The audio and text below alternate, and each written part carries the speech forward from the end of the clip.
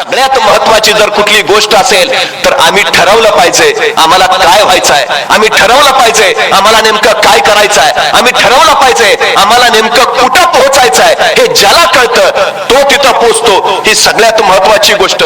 उदाहरणार्थ तुम्ही कोपरगावच्या बस स्टँडवर दिवसभर उभा राहिला, गाड्या येत आहेत गाड्या जात आहेत. कुणीतरी सायंकाळी विचारलं, अरे दिवसभर बघतोय तू स्टँडवरच उभा आहे, तुला कुठं जायचंय का? गाड्या येत आहेत जात आहेत, तू कुठल्याच गाडीत बसला नाहीस, असं का? तो उभा राहणारा म्हटला, मला जायचंय खरं, गाडीची वाट पाहतोय हे खरं, पण कुठं जायचंय हेच माहिती नसल्यामुळं कुठल्या गाडीत बसायचं हाच सगळ्यात मोठा प्रश्न आहे. अनेकांच्या आयुष्यात सगळ्यात मोठी अडचण हीच होते, नेमकं जायचं कुठं हेच माहिती नसल्यामुळं गाड्या येतात आणि गाड्या जातात, आम्ही जागेवरच उभा असतो. ही आमची सगळ्यात मोठी शोकांतिका आहे. सचिन तेंडुलकरला इयत्ता 4थी मध्ये कळालं आपण उत्तम फलंदाजी करू शकतो, 34 ठरलं मला फलंदाजच व्हायचंय, बाकी काही लक्ष दिलं नाही. आयुष्यभर तो फक्त फलंदाजी फलंदाजी आणि फलंदाजीच करत राहिला. तो जागतिक कीर्तीचा फलंदाज झाला.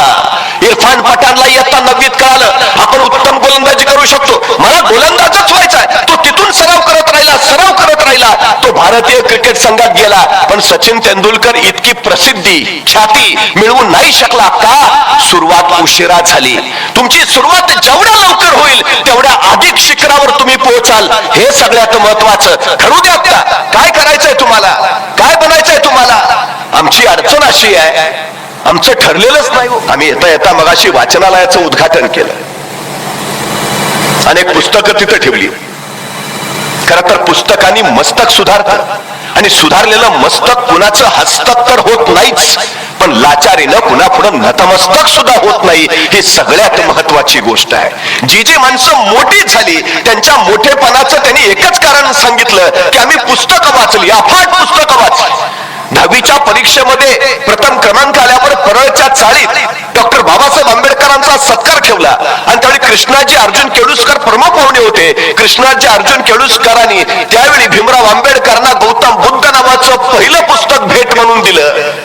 डॉक्टर बाबासाहेब आंबेडकर असं लिहितात की त्यावेळी माझ्या हातात जर ते पुस्तक पडलं नसतं तर भारतीय राज्यघटनेचा शिल्पकार म्हणून मी कधीच उभा राहू शकलो नसतो.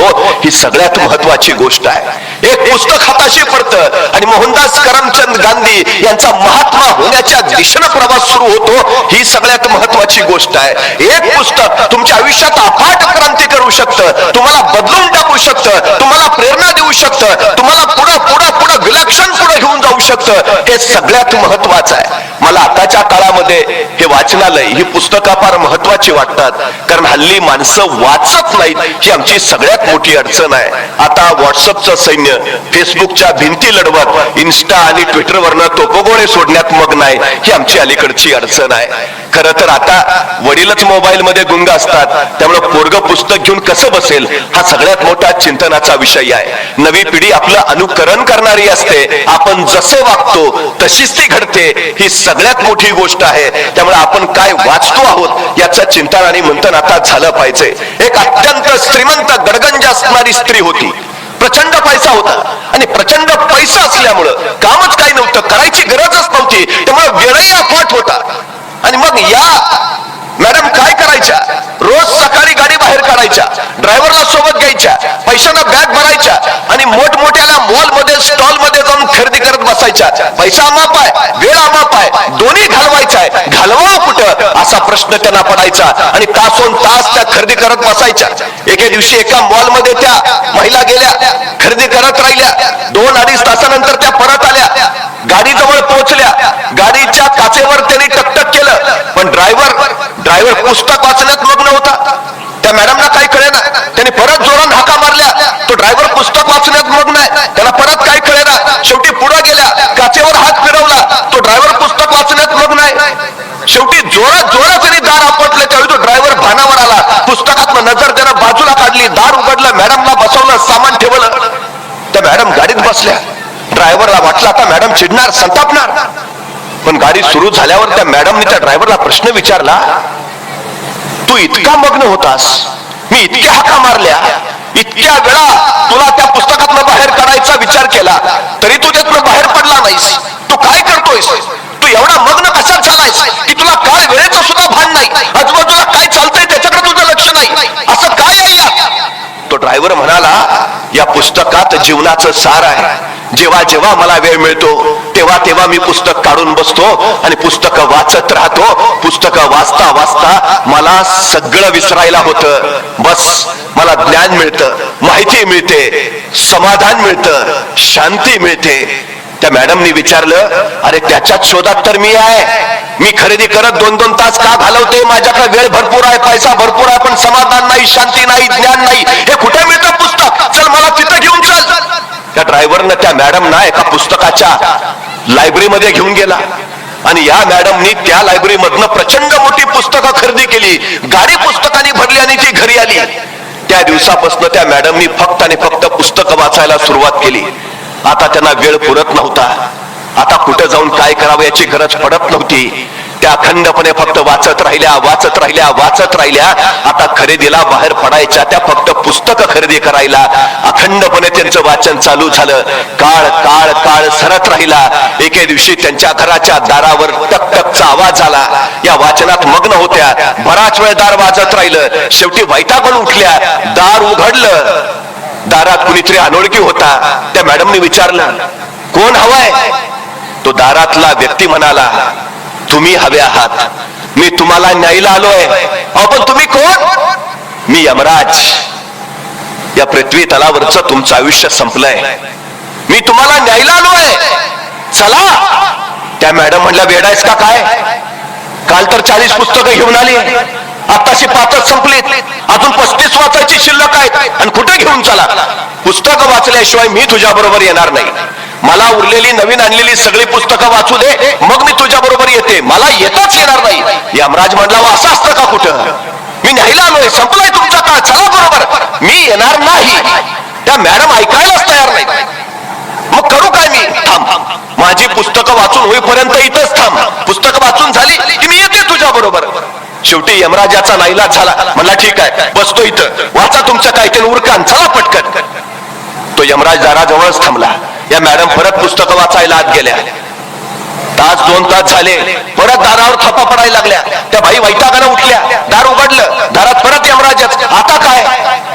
अहो, तुम्ही पुस्तकं वाचत बसाल, पण मी इथं उभा राहून काय करू?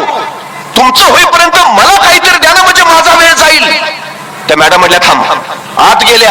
10-20 पुस्तकं घेऊन आल्या. यमाच्या हातात दिली. माझी पुस्तक वाचून होईपर्यंत तूही वाच. यमराजानं पुस्तकं घेतली आणि यमराज तिथंच बसला. पुस्तकच वाचतोय, पुस्तकच वाचतोय. यमराज सुद्धा पुस्तकं वाचण्यात इतका वेडा झालाय की आता माणसांना न्यायला यमराज खाली येत नाही.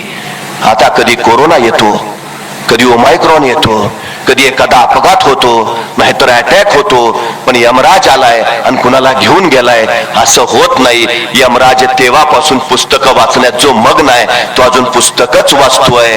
गोष्ट साधी आहे, हसण्यावर नेण्यासारखी आहे, पण याच्यातला अर्थ इतका मोठा आहे की ज्याच्या हातात पुस्तक आलं त्याचं मस्तक कुठल्याही प्रश्नात अडकत नाही. ही सगळ्यात महत्वाची गोष्ट आहे. सुधारायचं असेल, घडायचं असेल, वाढायचं असेल, बहरायचं असेल, फुलायचं असेल तर पुस्तकांनाच आपले संगाती बनवा, कारण तेच तुमच्या आयुष्याला आकार देऊ शकतात. ही सगळ्यात महत्वाची गोष्ट आहे. या फाउंडेशनचं मी मनपूर्वक अभिनंदन त्यासाठी करतो की आपण वाचनालय सुरू केलं. ही सगळ्यात आणि सगळ्यात महत्वाची गोष्ट आहे. हे सगळ्यात गरजेचं आहे, कारण याच्यातूनच आपली मुलं घडतील, याच्यातूनच उद्याची पिढी घडेल, याच्यातूनच विचार निर्माण होतील, याच्यातूनच संस्कार तयार होतील आणि संस्कारातूनच उद्याच्या पिढ्या घडत जातील. हे सगळ्यात आणि सगळ्यात महत्वाचं आहे. खरं तर एज्युकेशन हा 3 लॅटिन शब्दांपासून बनलेला शब्द आहे. एज्युकेरे, एज्युकेअर आणि एज्युकेशन म्हणजे विद्यार्थ्यांमधले सुप्त गुण शोधणं, त्या सुप्त गुणांचं संवर्धन करणं आणि त्यांना योग्य व्यासपीठ मिळवून देणं. या 3 क्रिया जिथं घडतात त्याला शिक्षण असं म्हटलं जातं. पण दुर्दैवानं अलीकडच्या शिक्षण पद्धतीमध्ये आम्ही विद्यार्थ्यांमधले सुप्त गुण खरंच शोधतो का? त्या सुप्त गुणांचं संवर्धन करतो का? आणि त्याला योग्य व्यासपीठ मिळवून देतो का? हा सगळ्यात मोठा चिंतनाचा विषय आहे. वाचलं पाहिजे, वाचत राहिलं पाहिजे, त्याच्यातून विचार तयार होतात, विचारातून आचार घडतात. पण या वाचनाला एक शिस्त हवी. शिस्तीतनं तुम्हाला जे बनायचं आहे त्याची दिशा कळायला हवी, ती मिळायला करायला हवी यासाठी अभ्यासक्रमाचा आराखडा आखण्यात आला आणि मग तुम्हाला कुठं जायचं आहे यासाठी त्याच पुस्तकांचा एक अभ्यास तुम्हाला देण्यात आला. पण सगळ्यात महत्वाची गोष्ट, आमचं अलीकडचं शिक्षण हे मार्कांपुरतं मर्यादित झालं. उत्तम मार्क पडावेत यासाठी वाचन आमचं झालं, पण शिकावं, ज्ञान मिळवावं यासाठी किती वाचतात हा सगळ्यात मोठा चिंतनाचा आणि महत्वाचा विषय आहे. मानवी जीवनामध्ये पैसा जितका महत्वाचा, विद्यार्थी जीवनामध्ये मार्क तितका महत्वाचा, ही सगळ्यात महत्वाची गोष्ट झाली. पण एक गोष्ट आपण लक्षात घेतली पाहिजे, सगळ्यात महत्वाची गोष्ट आहे की तुम्हाला उत्तम घडता आलं पाहिजे, सर्वोत्तम बनता आलं पाहिजे आणि तुम्ही सर्वोत्कृष्ट झालं पाहिजे. यासाठी तुम्हाला जे जे करता येईल ते तुम्ही केलं पाहिजे. ही सगळ्यात महत्वाची गोष्ट आहे. तुम्ही कोण बनता याच्यामध्ये का अर्थ नाही, तुम्ही काय करता हे फार महत्वाचं आहे. तुम्ही कोण आहात हे महत्वाचं नाही, तुम्ही कोण होणार आहात हे फार महत्वाचं आहे. त्यामुळे सगळ्यात महत्वाची जर कुठली गोष्ट असेल तर आम्ही ठरवलं पाहिजे आम्हाला काय व्हायचं आहे, आम्ही ठरवलं पाहिजे आम्हाला नेमकं काय करायचं आहे, आम्ही ठरवलं पाहिजे आम्हाला नेमकं कुठं पोहोचायचं आहे. हे ज्याला कळतं तो तिथं पोहोचतो. ही सगळ्यात महत्वाची गोष्ट.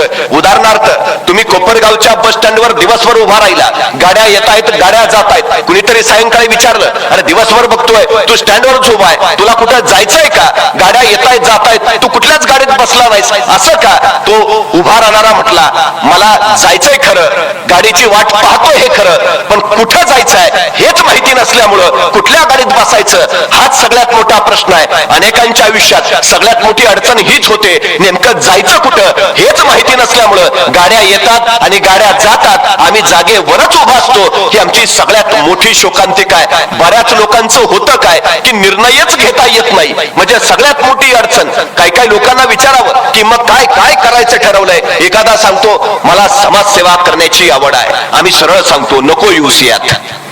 तो का? हे आवडीचं क्षेत्र नाही. कारण आवड आली की तडजोड आली आणि तडजोड आली की काम संपलं. म्हणजे माणूस सांगत राहतो, मला लहानपणी खूप वाटायचं समाजासाठी काहीतरी करावं, नंतर लग्न झालं आणि मग बायकोचं करता करताच बाकीचं राहून गेलं. नको येऊस यात. हे क्षेत्र आवडीचं नाहीच आहे.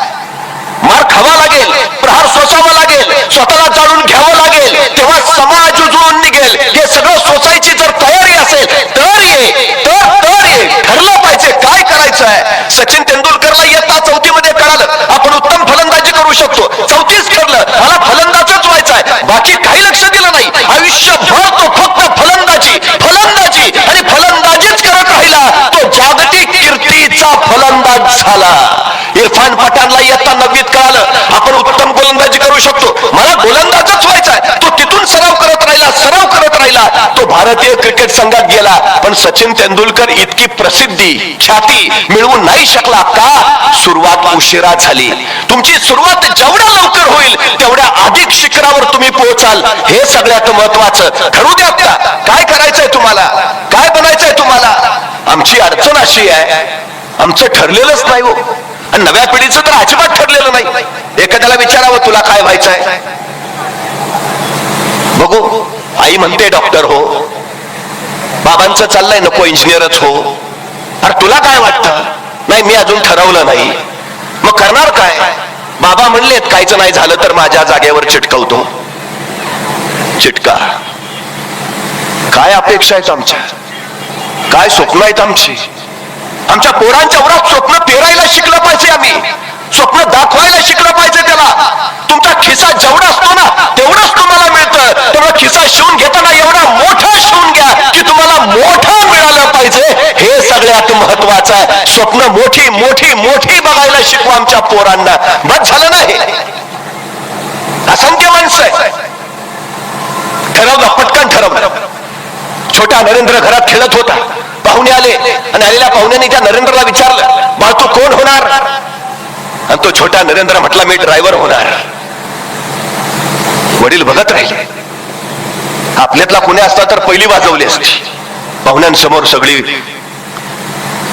नरेंद्राचे वडील चिडले नाहीत, रागावले नाहीत, म्हणले नरेंद्र ड्रायव्हरच हो, ड्रायव्हरच हो. पण भिंतीवर कुरुक्षेत्रावर अर्जुनाला भगवद्गीता सांगणाऱ्या भगवान श्रीकृष्णांचं चित्र होतं. नरेंद्राचे वडील म्हणाले ड्रायव्हरच हो, पण या अर्जुनाचं सारथ्य करणाऱ्या भगवान श्रीकृष्णासारखा ड्रायव्हर हो. स्वप्न दाखवता येतात, मोठी मोठी स्वप्न दाखवता येतात. तेच नरेंद्र वयाच्या 23व्या वर्षी अमेरिकेच्या शिकागोच्या धर्म परिषदेमध्ये उभा राहिले. भारतीय धर्म संस्कृतीची पताका त्यांनी फडकावली. Brothers and sisters of America आणि अफाट टाळ्यांचा कडकडाट झाला. समोरच्या प्रत्येक व्यक्तीला वाटलं हो हो हा माझा भाऊ आहे. मानवतेची घातलेली साथ त्या प्रत्येक अमेरिकनच्या काळजाला स्पर्श करून गेली. अरे हो भाऊ आहे. हा 23 वर्षाचा युवक मला भाऊ मानतोय. या 2 शब्दांनी नरेंद्रचे विवेकानंद झाले.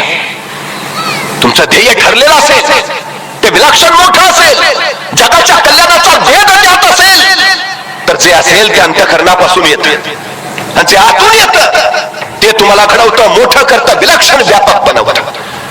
स्वप्न स्वप्न स्वप्न मोठी ठेवा पोरांची. त्याला दाखवा, अडचण काहीच नाही. तू करू शकतोस, तुला होईल, करशील तू. काही माणसं चुका शोधतात आणि ज्यांची मुलं यशस्वी होतात ना, त्यांचे पालक मुलांचं कौतुक करायची संधी शोधतात. आम्ही काय शोधतो? तो न्यूटन सफरचंदाच्या झाडाखाली बसला, सफरचंदाचं फळ खाली पडलं आणि त्याच्या डोक्यात प्रश्न आला, हे खालीच का पडलं? ही जिज्ञासा त्याला गप्प बसू देईना आणि त्या न्यूटनच्या जिज्ञासेतून गुरुत्वाकर्षणाचा शोध लागला आणि सगळं जग बदललं. आमच्या पोरांना प्रश्न पडतात, जिज्ञासा संपून टाकली आम्ही, प्रश्नच पडत नाहीत आम्हाला. ही आमची अडचण आहे सगळ्यात मोठी. विचार करा, न्यूटनच्या जागी आपला पोरगा तिथं आहे, सफरचंद खाली पडलं, तो पाहिला इकडे तिकडे बघेल. प्रश्नाचा विषय सोडा. आणि जरी एखाद्याला प्रश्न पडला खालीच का पडलं आणि त्यांनी बाबांना विचारलं, बाबा खालीच का? खाना गलत. तुम आम खाओ ना, गुठलियां क्यों गिनते हो? संपली जिज्ञासा. जग सुधारलंय कशातून? व्यापक कशातून झालं? हे शोध कशातून लागले? जिज्ञासेतून ज्याला प्रश्न पडले त्याने उत्तर शोधली, त्या उत्तरातून विकास झाला. हे सगळ्यात महत्वाचं आहे. छत्रपती शिवाजी महाराजांकडे ही जिज्ञासा होती.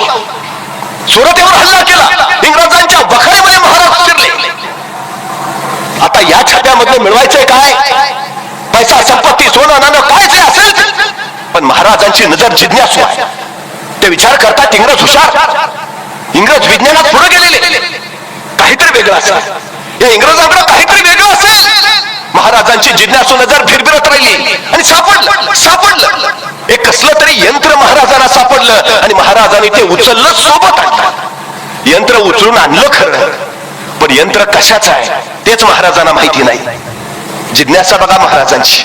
महाराजांनी पुन्हा इंग्रजांना पत्र लिहिलं, ते परवा टाकलेला छापा आम्ही, ते तुमचं यंत्र आणलंय उचलून, पण कशाच आहे ते सांगता का? इंग्रजांनाच विचारतायत. नाही सांगितलं इंग्रजांनी, यंत्र कशाचं आहे ते सांगितलं नाही. पण महाराज स्वस्त नाही बसले, शोध घेतला, कशाचं यंत्र आहे, काय उपयोग आहे याचा? आणि महाराजांना कळालं हे छापाई करायचं यंत्र आहे. उत्तम उत्तम उत्तम, छापाई करायचं यंत्र. आणि ग्रंथ छापता येतील, ज्ञान प्रवाहित करता येईल, तळागाळापर्यंत ज्ञान पोहोचवता येईल. हे छापा यंत्र सुरू व्हायला हवं. महाराजांनी इंग्रजांना पत्र पाठवलं. ते छापा यंत्र चालवणारा एखादा माणूस पाठवता का? नाही पाठवला इंग्रजांनी. जेवढा काळ महाराज सुरत मध्ये होते तेवढा काळ महाराज ते यंत्र चालू करायचा प्रयत्न करत होते.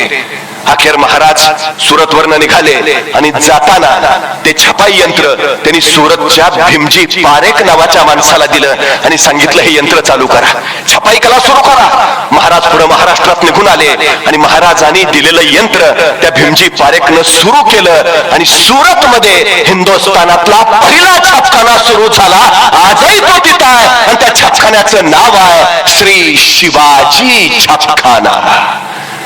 भारतातल्या छपाई कलेचे उद्गाते महाराज आहेत. ही जिज्ञासा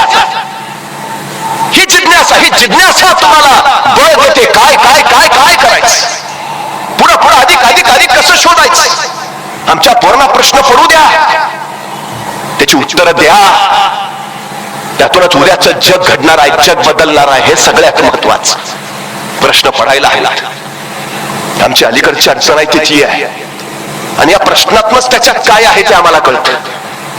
पाश्चात्य राष्ट्रांमध्ये विद्यार्थ्यांच्या नैसर्गिक गुणांची कल चाचणी घेतली जाते आणि त्याच्यानंतर त्याचं कार्यक्षेत्र ठरवलं जातं. दुर्दैवाने आमच्याकडे तो प्रकारच अस्तित्वात नाही. ज्याला डान्सची आवड आहे त्याला मी गणिताचे प्रमेय सोडवायला सांगतो. ज्याला सचिन तेंडुलकर व्हायचं आहे त्याला मी इतिहासाचा अभ्यास करायला बसवतो. ज्याला खरंच इतिहासाची आवड आहे त्याला मी तू गोलंदाज झाला पाहिजे उत्तम म्हणून सांगतो. आमच्यात असणाऱ्या नैसर्गिक गुणांची ही हेळसांडच नाही का? काय आहे ते शोधा ना. काय आहे त्याच्यात? पहिल्यांदा हे शोधलं शिक्षण त्याला म्हणतात. काय आहे ते शोधा.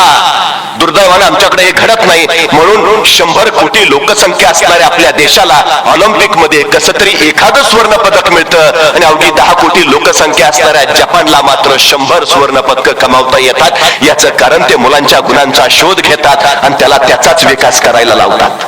सचिन तेंडुलकर इयत्ता 12वीला इंग्रजीत नापास आहे, पण 12वीच्या इंग्रजीच्या पुस्तकात आज सचिन तेंडुलकर वर धडा आहे.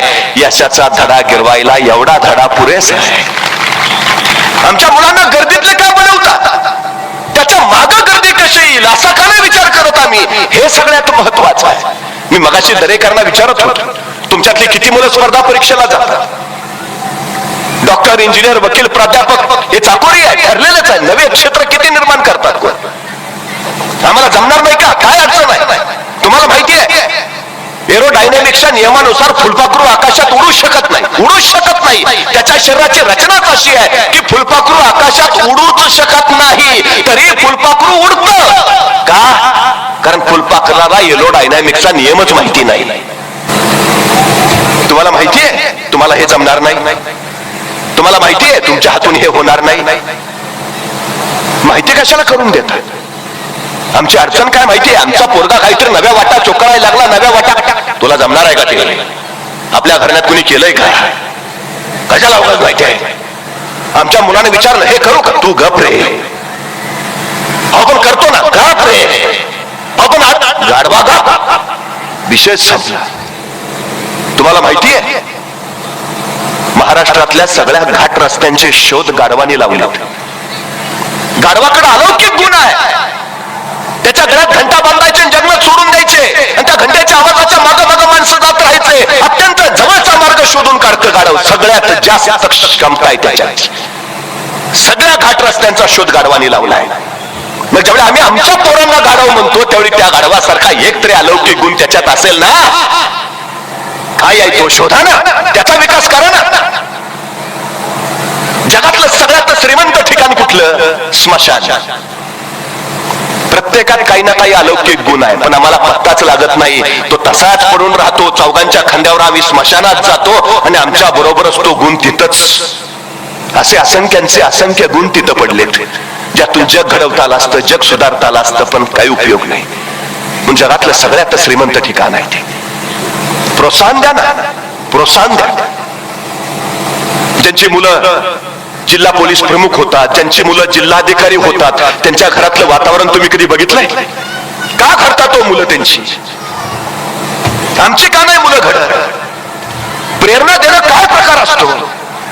त्यांच्या घरातलं ते मूल उघडं नागडं कपडे न भरताच घरात फिरत असतं. आई चिडत नाही, रागवत नाही, संतापत नाही. त्या मुलाला म्हणते बाळ किती सुंदर दिसता हो तुम्ही. त्या पोराला आश्चर्य वाटतं, शर्ट नाही, चड्डी नाही, आणि आई म्हणते सुंदर दिसता. ताईला म्हणता आई खरंच? म्हणले असे सुंदर दिसता, चड्डी घातल्यावर किती सुंदर दिसाल. ते पोरगं पळत जातं, चड्डी घालून येतो. आई आता कसा दिसतो? चड्डी घातल्यावर एवढे सुंदर दिसता, शर्ट घातल्यावर किती सुंदर दिसाल. पोरगं पळत जातं, शर्ट घालून येतं. आई आता कसा दिसतो?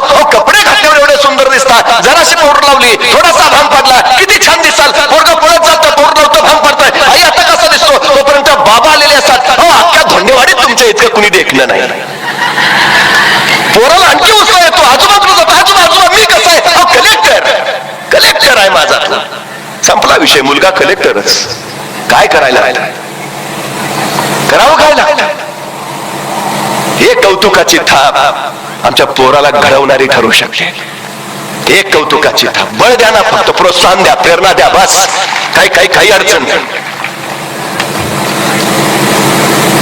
मला सांगा ना, छत्रपती छत्रपती शिवाजी महाराज 12 वर्षाचे आहेत. स्वराज्य हे महाराजा शहाजीराजे आणि माँसाहेब जिजाऊ यांचं काळी स्वप्न आहे. 3 प्रयत्न केले शहाजीराजांनी, 3ही अपयशी झाले. शिवाजी महाराजांच्या माध्यमातून हा 4था प्रयत्न आहे आणि ठरलं असं की थोरले पुत्र संभाजीराजे यांनी कर्नाटकात राज्य उभा करावं आणि धाकटे पुत्र शिवाजीराजे यांनी माँसाहेब जिजाऊंच्या सोबत पुण्यात राहून महाराष्ट्रातलं राज्य घडवावं. निघाले 12 वर्षाचे शुभाराजे माँसाहेब जिजाऊंबरोबर पुण्याकडे. एका पित्यानं काय द्यावं वडिलांना, आपल्या पुत्राला काय द्यावं? माझा आशीर्वाद आहे. कसं घडतं व्यक्तिमत्व, कसं नेतृत्व घडतं, कसं कर्तृत्व घडतं? एक पिता काय सांगतोय पुत्राला? 12 वर्षाचा पुत्र. त्यावेळी शहाजी राजांनी स्वतः तयार केलेली एक मुद्रा शुभाराजांच्या हातावर ठेवली. हे घडवायचंय तुम्हाला, स्वप्न दिलं, महत्वाकांक्षा दिली, काय करायचंय तुम्हाला, हे हे विश्वास किती आहे पित्याला, माझा पुत्र हे करेल, करणारच. काय सांगतात शहाजीराजे मुद्रेतून? प्रतिपक्ष चंद्रलेखेवर मुद्रावर विष्णू विश्ववंदिता शहापूर्व शुभजातस्य मुद्रा घवरी वराजते.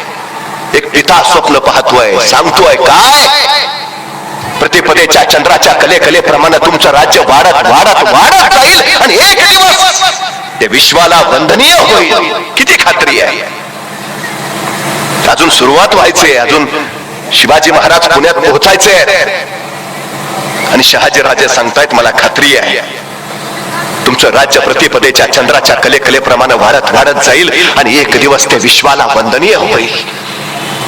बाकीचा विषयच नाही हो. तुम्हाला जमेल का, कराल का, होईल का? शंकाच नाही, अजिबात नाही. तुम्ही विश्वास ठेवा, पिढीवर विश्वास ठेवा, मुलांवर विश्वास ठेवा, बळ वाढवा, करणार. दिली महत्वाकांक्षा दिली, स्वप्न दिलं, आकांक्षा दिली. आणखी काय दिलं? एक छोटं मंत्रिमंडळ दिलं शहाजी राजांनी शुभाराजांच्या सोबत. उद्या तुम्हाला तुमचं मंत्रिमंडळ उभा करायचं आहे. आणि काय दिलं? भगवा ध्वज दिला. तुमच्या उद्याच्या उभा राहणाऱ्या स्वराज्याचा हा दौलत ध्वज बनवा. केवढी खात्री आहे, राज्य उभाच राहणार आहे आणि उभा राहणाऱ्या ह्या राज्याचा दौलत ध्वज हा भगवा ध्वज असणार आहे. पण एक पिता त्याच वेळी आपल्या पुत्राला सांगतोय, पण राजे ध्यानी ठेवा, हा भगवा कुणालाही पेलणं शक्य होत नाही. त्यासाठी मनगटात राग आणि छातीत धग असावी लागते. आम्हाला खात्री आहे तुमच्याची आहे. हा भगवा साधा नाही, हा भगवा भगवान श्रीकृष्णांचा, हा भगवा प्रभू श्री रामचंद्रांचा, हा भगवा रामकृष्ण हरी म्हणत वारीला जाणाऱ्या वारकऱ्यांचा, हा भगवा हर हर महादेव म्हणत रंगावर कोसळणाऱ्या धारकऱ्यांचा, हा भगवा त्यागाचा, शौर्याचा, पराक्रमाचा, हा भगवा स्मितेचा, अभिमानाचा आणि स्वाभिमानाचा राज आहे. हा भगवा फडकू द्या. एक पिता स्वप्न देतोय आणि त्या दिवसापासून शेवटच्या दिवसापर्यंत हा एक पुत्र आपल्या आई वडिलांचं स्वप्न पूर्ण करण्यासाठी स्वतःच्या आयुष्याचं रणांगण करून घेतोय. 35 वर्षात 750 वर्षाचं पारतंत्र्य हटवलंय. 35 वर्षात फक्त जगाच्या पाठीवर अशी क्रांतीच घडली नाही कुठे. 35 वर्षात 750 वर्षाचं पारतंत्र्य हटवलं आणि 6 जून 1674 आपल्या पित्यानं दिलेलं स्वप्न या पुत्रानं पूर्ण केलं. महाराजांचा राज्याभिषेक झाला. घडवता येत हवंच. मानवी व्यक्तिमत्वाचे अभ्यासक आणि मानववंश शास्त्रज्ञ असं म्हणतात की नुकतंच जन्माला आलेलं एखादं नवजात बाळ तुम्ही आम्हाला आणून द्या आणि त्याला काय बनवायचं ते सांगा, आम्ही बनवून देतो. बनवता येतं, घडवता येतं, हवं ते. मुलं डॉक्टर बनवायचं, बनणार. इंजिनियर बनणार, चित्रकार बनणार, खेळाडू बनणार, हवं ते. मातीच्या गोळ्याला जर आकार देता येतो तर जिवंत हाडामांसाच्या गोळ्याला आकार देण्यात अडचण काय आहे? हवं ते घडवता येतं, हवंच. आजूबाजूचं वातावरण, आजूबाजूचे संस्कार, प्रेरणा, ते तसं हवं, बस, बाकी काही नाही. सगळ्यात महत्वाची गोष्ट ती आहे, सगळं आहे. शिक्षण म्हणजे काय? एक शिल्पकार दगडातनं सुंदर सुंदर मूर्ती तयार करत होता. विलक्षण असामान्य मूर्ती. माणसं बघायची आणि भारावून जायची. कुणीतरी एकानं विचारलं त्या शिल्पकाराला, अहो या ओबडधोबड दगडातनं तुम्ही इतक्या सुंदर सुंदर मूर्ती कशा काय तयार करता? तो शिल्पकार म्हटला, मी तसं काहीच वेगळं करत नाही, मी फक्त नको तेवढा भाग काढून टाकतो, मूर्ती दगडातच असतात.